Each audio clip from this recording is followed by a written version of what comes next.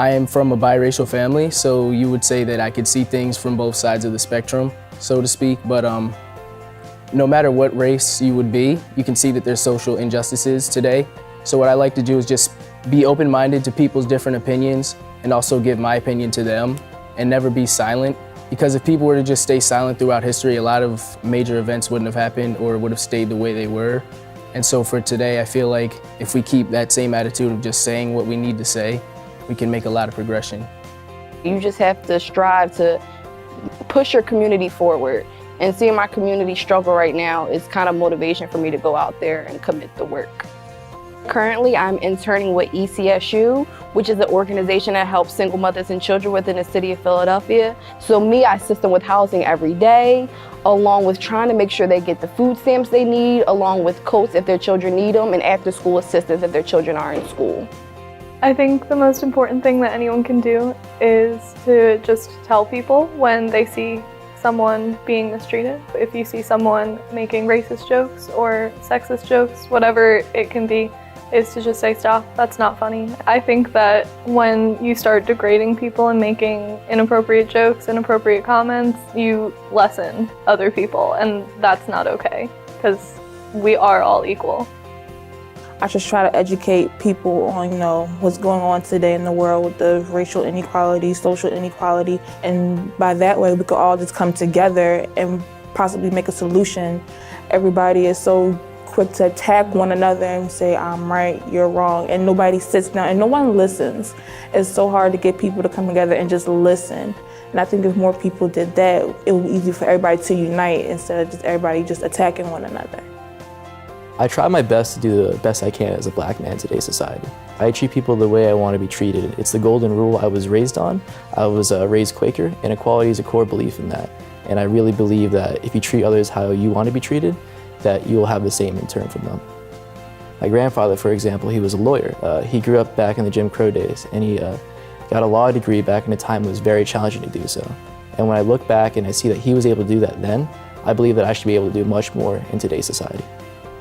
I do not believe it's hard to treat everybody equal.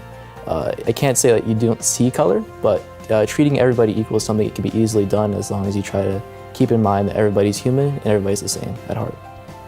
I'm keeping Dr. King's legacy alive by advocating for social equity through the Association of Black Social Workers, which is an organization that I am a part of. My mother has always told me that I have empathy for a lot of people, and I love to help people. Before I graduated from high school, I decided that I wanted to be a social work major.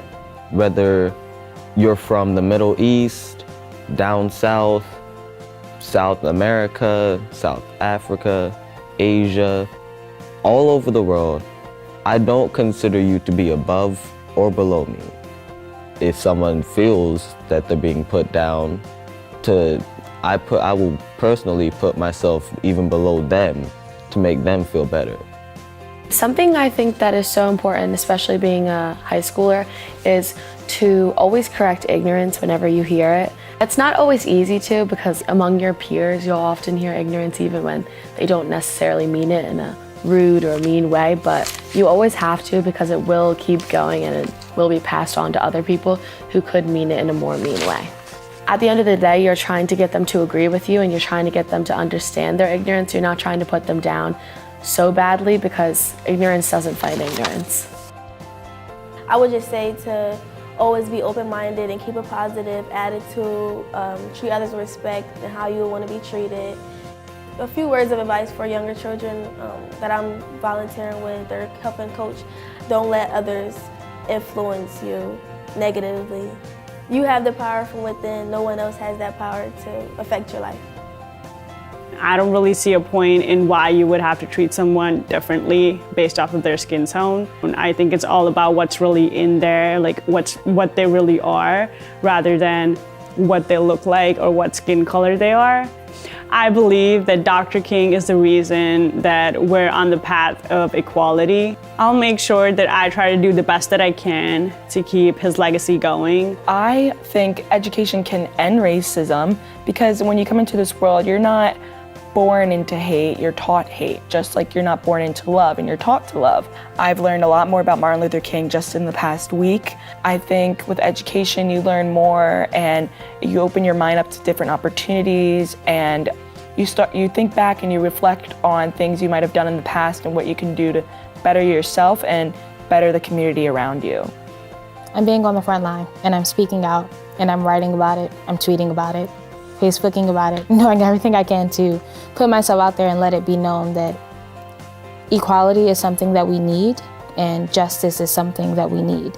Without education and without knowledge of who you are as a person and where you came from, it's kind of hard for you to go out into the world and, tell someone, hey, stop doing this or stop doing that. So you have to educate yourself.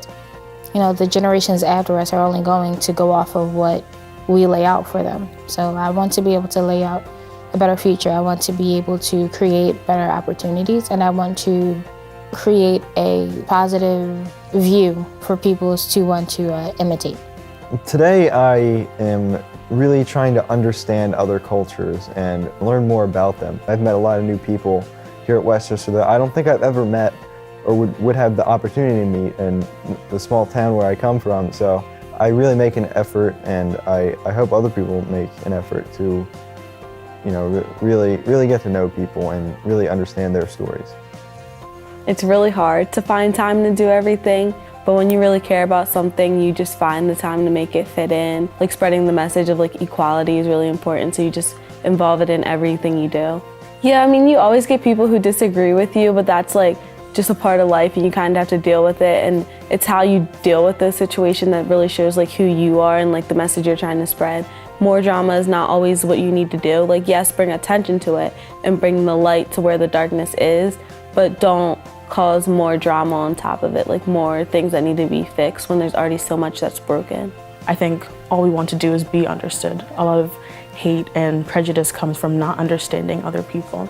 So when we do understand, when we do take that extra step to find out how someone else lives or how they feel, we get a better understanding of who they are. I think the most important thing I'm doing today is just to maintain respect for everyone and to show other people how important it is to respect everyone. I consider that Martin Luther King Jr. was a great man with a real idea, and I consider that the dream he had is the dream we're living right now.